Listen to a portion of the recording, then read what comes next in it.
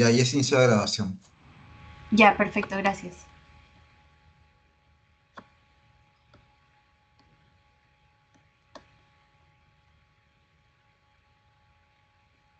Ya, listo. Entonces, chicos, el primer tema que siempre se ve es como introducción, porque sabemos que vamos a empezar por miembro superior, entonces vamos a ir desglosando desde las estructuras óseas hasta ya cada uno de los detalles de las inserciones, las estructuras que van a ir segmento por segmento. Pero para poder ahondar más a fondo en esos conceptos, primero tenemos que saber qué es lo que vamos a estudiar en anatomía en general, y eso tiene que ver con el sistema de referencia anatómica y con cómo están divididos los huesos, bueno, las estructuras óseas en todo nuestro cuerpo. Entonces, primero vamos a hablar del sistema de referencia anatómica, que nos va a permitir estudiar por secciones al cuerpo humano en cuanto a anatomía. Una posición importante que puede que les sirva recordar es la posición anatómica. Le llamamos a la posición anatómica cuando el miembro superior, los miembros superiores están pegados al cuerpo con las palmas en supinación.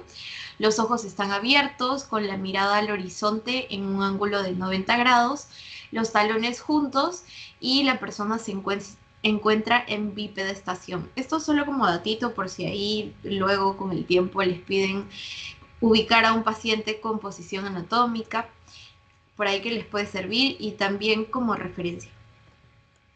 Y cuando hablamos de direcciones anatómicas nos referimos a la posición y la dirección misma con la que vamos a estudiar una parte o hacia donde se está dirigiendo alguna estructura. Entonces, siempre vamos a recordar algunos sinónimos en este caso porque nos van a ser de utilidad al momento de estudiar. Por ahí que les ponen dorsal y ya se pueden ubicar, ok, de tal parte, dorsal o ventral, se refiere a tal y tal cosa.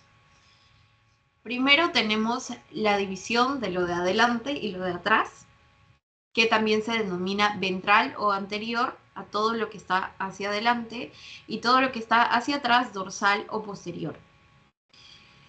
Si es que nosotros trazamos un eje medio a lo largo de nuestro cuerpo, vamos a poder dividirlo también en una parte que da hacia la derecha y una parte que da hacia la izquierda.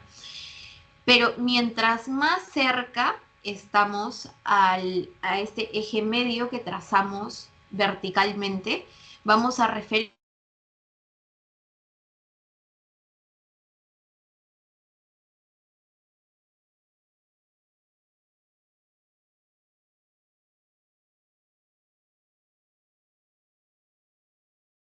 Si es que estamos hablando, ay, perdón, escuché, no sé si mi conexión está fallando. ¿Sí se me escucha bien?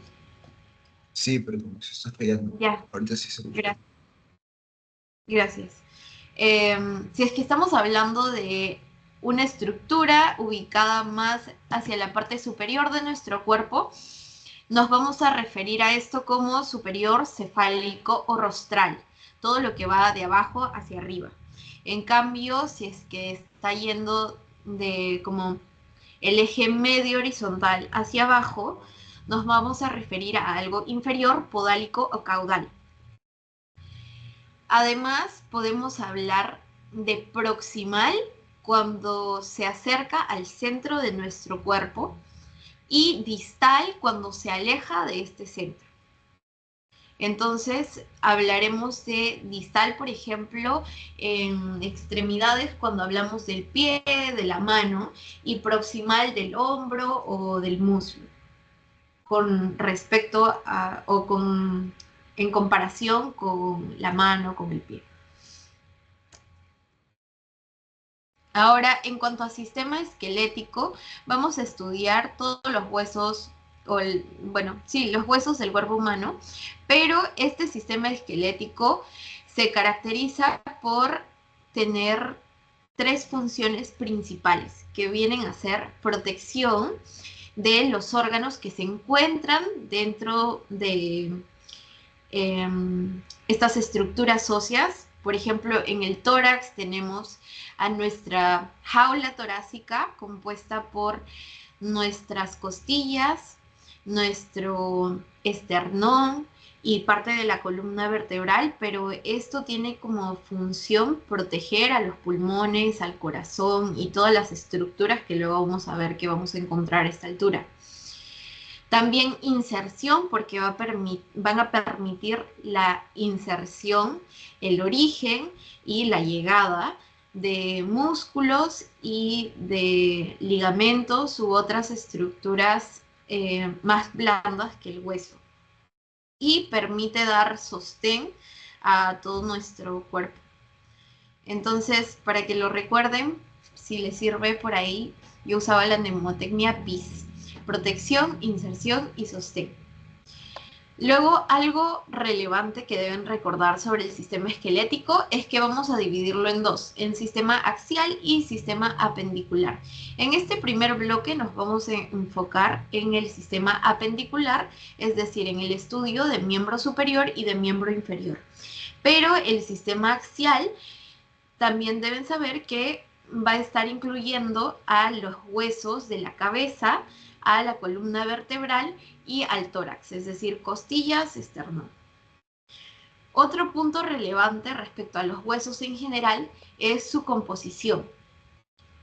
El 50% de la composición de los huesos va a estar dada por calcio. Siempre hemos escuchado que para fortalecer nuestros huesos necesitamos calcio, por eso seguro que a un montón de ustedes les deben haber dicho de niños que tenían que tomar leche o comer saludable para tener los huesos fuertes, justamente porque el 50% de la composición de los huesos es calcio, sales de calcio. Y las sales de calcio, ¿qué son? Materia inorgánica.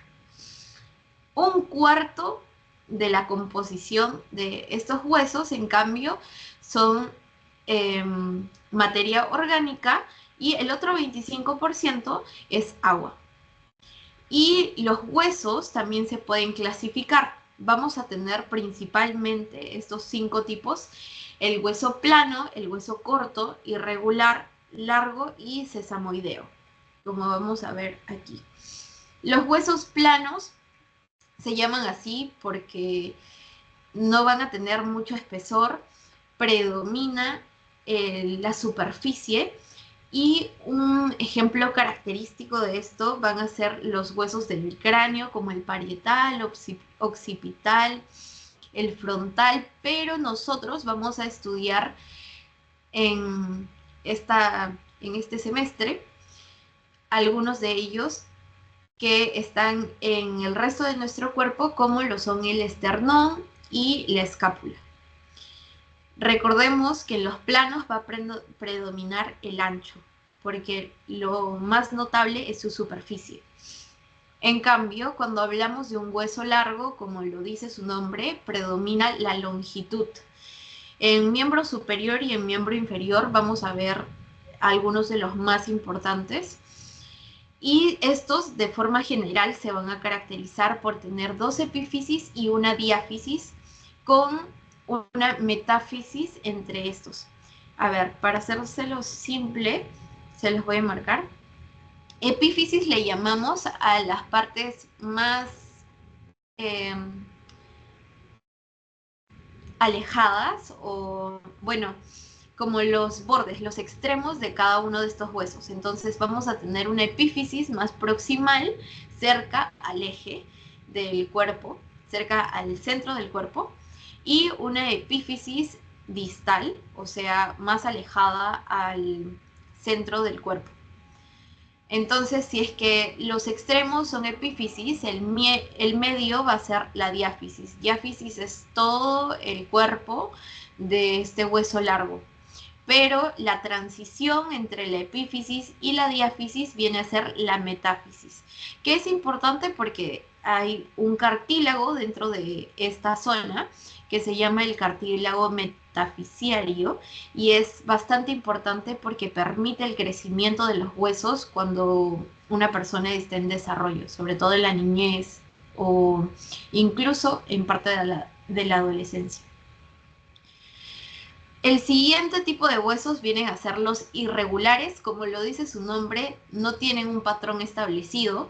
Y un claro ejemplo de estos vienen a ser los huesos, esta vez no del cráneo, pero sí de la cara, porque como luego en el siguiente semestre van a estudiar más a detalle, los que encontramos en la cara suelen ser más pequeños y estar como encajados tipo rompecabezas uno con otro. Entonces su forma va a variar bastante. Y otro ejemplo también característico vienen a ser las vértebras, que si bien tienen características en común unas con otras, vamos a ver que varían en función a la región de la que estamos hablando. Ahí tenemos el ejemplo de las vértebras cervicales, la vértebra torácica y la vértebra lumbar. Además tenemos a los huesos sesamoideos, y en estos predomina el ancho. El ejemplo característico viene a ser la rótula, que la vamos a encontrar por encima del fémur a la altura de nuestra rodilla. Y por último tenemos a los huesos cortos, en donde no va a predominar ninguna dimensión, pero que siguen teniendo algunas características en común con los huesos largos, como las partes que lo componen. Porque igual vamos a encontrar epífisis y una diáfisis. Dos epífisis y una diáfisis. Y en miembro superior, los huesos cortos que vamos a ver van a ser los que están en el carpo, en cuanto a la mano. Y desde ahora les serviría bastante ir aprendiéndoselo. Yo recordaba estos por el orden en que se los he puesto aquí. Vamos a tener dos filas en la manito de estos huesos pequeñitos y vienen a ser escafoides, semilunar, piramidal, pisiformes, trapecio, trapezoides, grande y ganchoso en la segunda fila. Entonces yo recordaba es Pepe, Tete, GG. Si es que les ayuda a recordar como las iniciales y de ahí ya les regresa a la mente el nombre completo. Pero bueno, eso lo vamos a ir practicando en las siguientes sesiones. Entonces, ahora sí vamos a ver lo que corresponde básicamente a huesos de miembro superior. Vamos a hacer la división para poder estudiarlos bien en huesos del hombro, huesos del brazo, huesos del antebrazo y por último los huesos de la mano. Entonces, empezando con el primer segmento, vamos a ver los huesos del hombro. Como ya se podrán dar cuenta, los que van a componer esta parte vienen a ser primero la clavícula, pero también nuestra escápula. Y en cuanto a la clavícula, debemos reconocer que este es un hueso largo, par, porque hay uno de cada lado, ubicado horizontalmente y hace anatomía de superficie, es decir, es visible. Su ubicación es en la parte antero superior del tórax, como lo podemos observar en esta primera imagen. Y como ya sabemos, es un hueso largo, entonces tiene dos epífisis, una diáfisis, va a tener dos bordes, uno hacia adelante y uno hacia atrás, y dos caras, una hacia arriba y una hacia abajo. Como lo podemos ubicar de esta forma. Siempre o casi siempre vamos a tratar de estudiar los huesos del lado derecho, pero sabiendo que estas mismas estructuras las vamos a encontrar en el lado izquierdo, solo para que no se pierdan con las imágenes que vamos a ir desglosando. Entonces, ya les había dicho que es un hueso largo y va a tener una epífisis, dos epífisis. Una de estas va a ser una lateral, o sea, más hacia afuera, y la otra va a ser más medial, hacia adentro.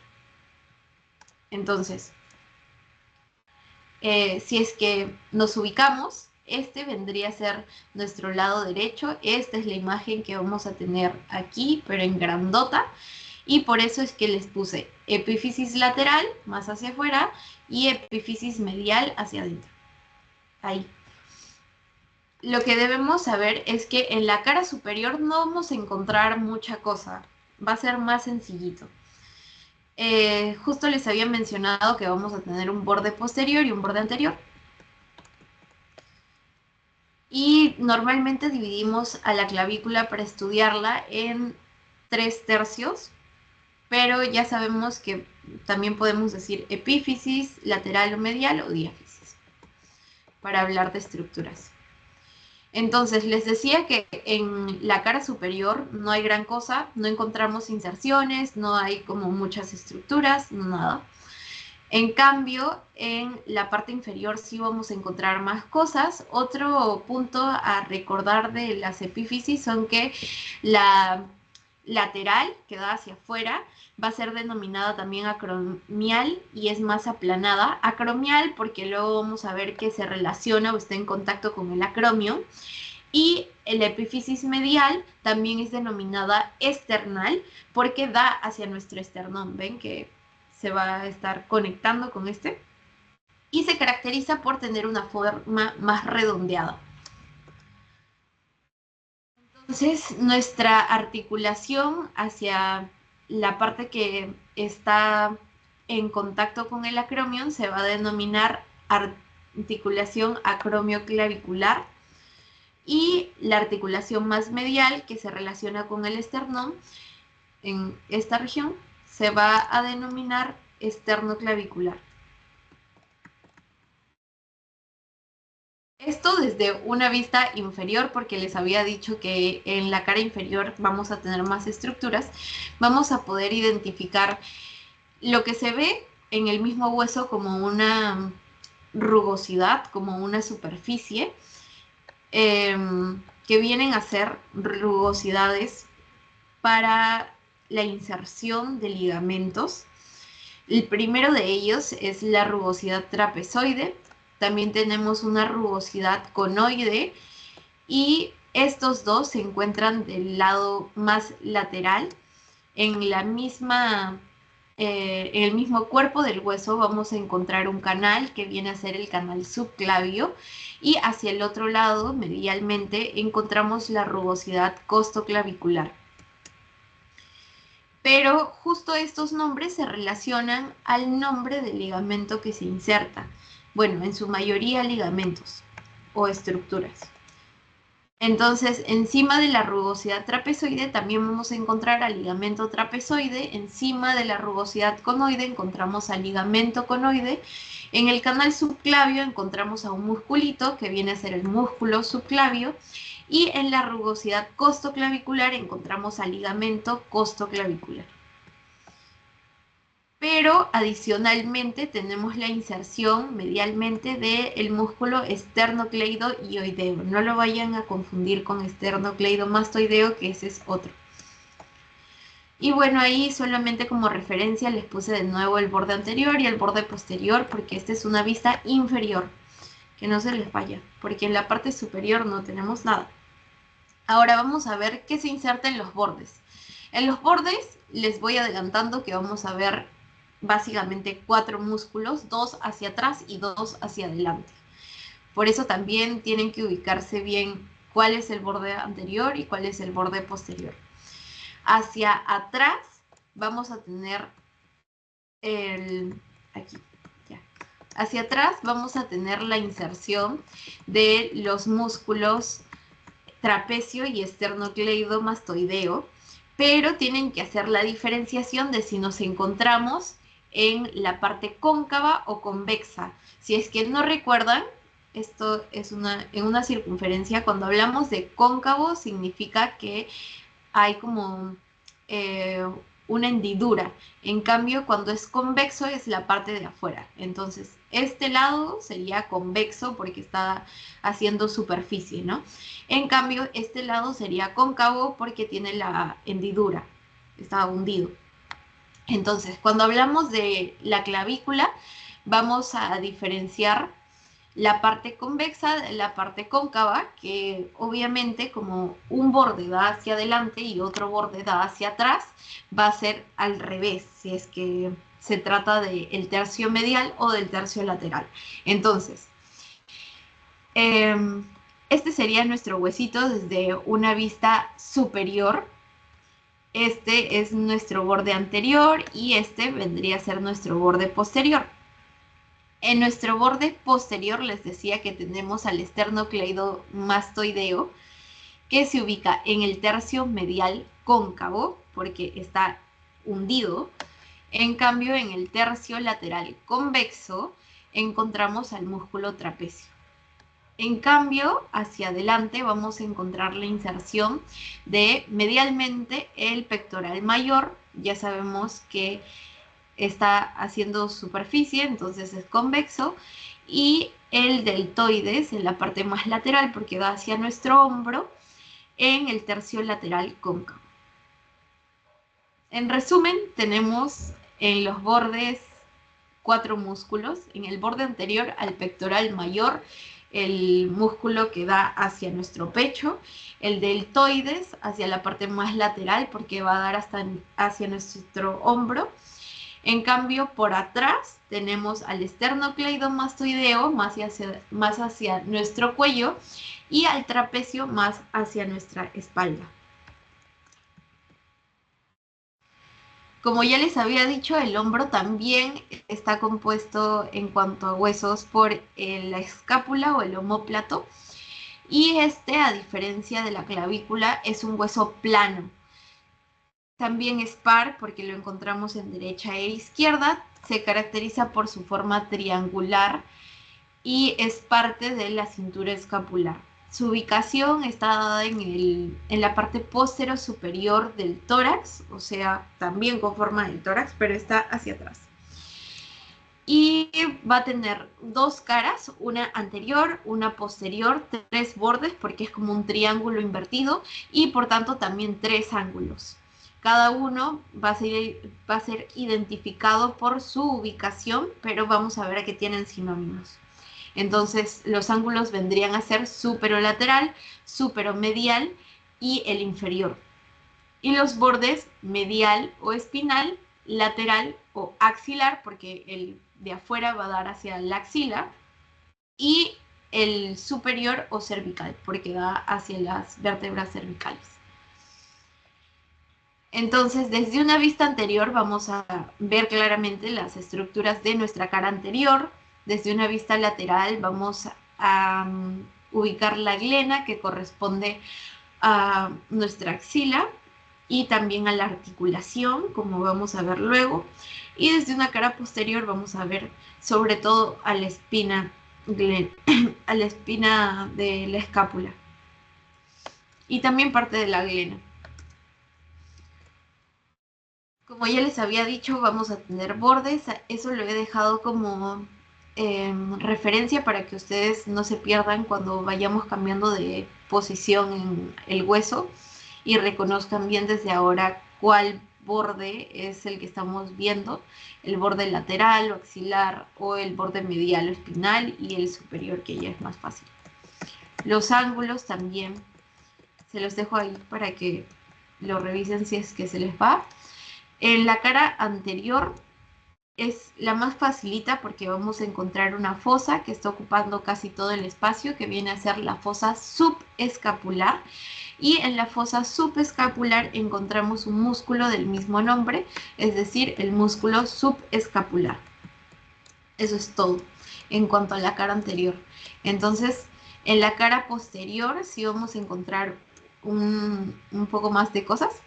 Vamos a encontrar a esta estructura bastante característica que viene a ser la cresta espino-omoplática, y esta cresta va a tener a su vez partes, va a tener un labio superior y un labio inferior y entre ellos un intersticio. También este se extiende y genera esta parte que luego se va a articular, que viene a ser el acromion. Justo por debajo de esta espina vamos a encontrar una hendidura que en realidad se va a notar incluso mejor si es que giramos nuestro huesito y lo ponemos lateralmente, y se llama la escotadura espinoglenoidea. De esta forma porque está entre la espina de la escápula y la glena, que viene a ser la parte articular del hueso. Entonces, desde una vista lateral lo pueden identificar así, entre la espina y la glena. Debajo de nuestra espina vamos a encontrar también una fosa que viene a ser la fosa infraespinosa, por debajo de la espina. Y en esta, ¿quién se va a insertar? El hueso infraespinoso. En cambio, por encima de nuestra espina encontramos a la fosa supraespinosa, en donde se inserta el músculo supraespinoso. Sencillo ubicarse. Aquí se los he puesto de nuevo, simplemente para recalcarlo, las inserciones. Músculo supraespinoso por encima de la espina y por debajo de la espina, músculo infraespinoso. En los labios de nuestra espina también vamos a encontrar inserciones. Este trapecio que ya lo habíamos visto en la clavícula va a seguir hacia atrás y se va a insertar en el labio superior de nuestra espina omoplática. En cambio, en el borde inferior vamos a encontrar al deltoides, que también ya habíamos visto en la clavícula, pero que se va a ir más hacia el hombro, y se inserta en el labio inferior de nuestra cresta. Ahora vamos a ver las inserciones y las estructuras de los bordes y luego de los ángulos también. En la parte superior, en el borde superior, vamos a encontrar esta hendidura como una especie de huequito que viene a ser la escotadura coracoidea. Coracoidea porque este bultito de acá, que está justo al lado, viene a ser la apófisis coracoides. Entonces, como se relacionan, esta se llama la escotadura coracoidea. También es importante que en el borde medial hagamos la diferencia de los labios, o sea, los lados que van a dar hacia adelante y hacia atrás, y el mismo intersticio. Intersticio, por si acaso, es la misma línea que hay en un borde, porque si es que se trata de un borde algo grueso, como en este caso, vamos a hacer la diferencia entre la parte de ese borde que está dando hacia un lado, hacia el otro, y la misma línea medial, en el medio. Entonces, en el borde medial vamos a tener un intersticio y un labio que da hacia adelante, anterior, y un labio posterior, hacia atrás. Importante porque en cada uno de estos vamos a encontrar inserciones diferentes, como vamos a ver en la siguiente diapo. En cambio, en el borde lateral vamos a encontrar a la glena, que viene a ser la parte articular, que luego vamos a ver que va a estar formando el hombro. Y justo por debajo de esta tuberosidad glenoidea vamos a encontrar a la tuberosidad subglenoidea y por encima a la tuberosidad supraglenoidea. Desde una vista anterior y desde una vista posterior. Entonces, ahora vamos a ver las inserciones. En nuestra misma escotadura coracoidea no vamos a tener una inserción per se, pero justo al lado va a pasar un musculito que viene a ser el músculo homoioideo en su vientre inferior. Justo aquí. Ahora, en cuanto al borde medial, ya habíamos visto que tiene dos labios y un intersticio. En cada uno se va a insertar un músculo diferente. En la parte más anterior, o sea, el labio anterior, vamos a encontrar al músculo gran serrato, que en realidad tiene como inserciones, como si fuera un serrucho, por eso su nombre. Gran serrato o serrato mayor, como serrucho. En cambio, hacia el lado de atrás, hacia el labio posterior, vamos a encontrar la continuación simplemente de lo que estaba en nuestra fosa supraespinosa e infraespinosa, que vienen a ser igual los músculos supraespinoso y el infraespinoso. En cambio, en el intersticio de este labio, de este borde medial, vamos a encontrar al romboides menor y al romboides mayor, ubicados así. Miembro superior, cuando tenemos a dos del mismo nombre, recordemos que el mayor, el hermanito mayor, siempre va a cargar al hermanito menor. Entonces, el que está hacia abajo es el romboides mayor y el que está hacia arriba es el romboides menor. Desde una vista anterior y una vista posterior. Y esto es hacia adentro los rombos y hacia afuera los redondos.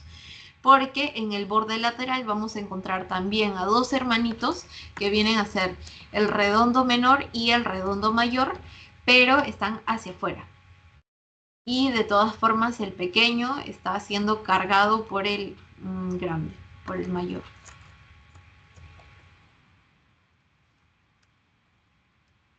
Y ahora en la tuberosidad subglenoidea, como les había dicho, debajo de nuestra glena, vamos a encontrar también la inserción de un músculo que viene a ser el músculo tríceps braquial en su porción larga.